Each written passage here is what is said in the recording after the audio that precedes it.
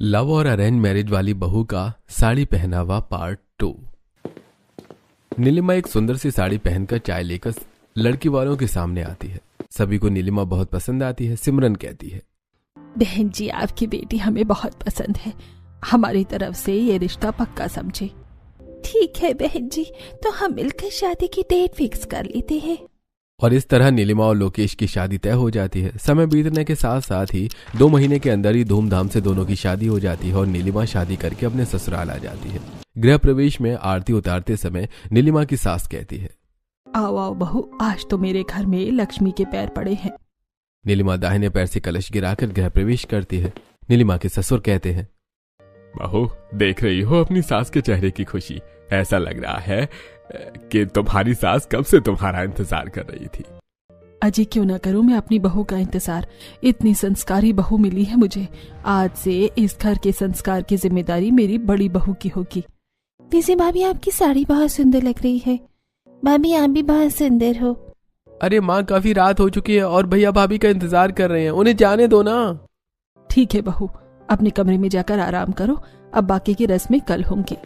अब नीलिमा अपने कमरे में चली जाती है। तब लोकेश नीलिमा से कहता है, ओहो नीलिमा, मैं कब से तुम्हारा इंतजार कर रहा था। देखो, मैं तुम्हारे लिए गिफ्ट लाया हूँ। ये मोबाइल कैसा है, ये देखो।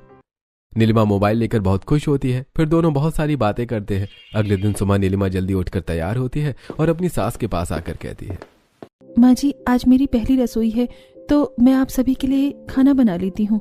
अरे नहीं नहीं बहू, खाना तो किरण और सुमन बना लेंगी। तुम शगुन के लिए उसमें चम्मच चला देना। अभी तो तुम्हारी मुंह दिखाई की रस्म है। मोहल्ले की औरतें थोड़ी देर में आने वाली होंगी। तुम ऐसा करो कि एक सुंदर सी साड़ी पहनकर तैयार हो जाओ।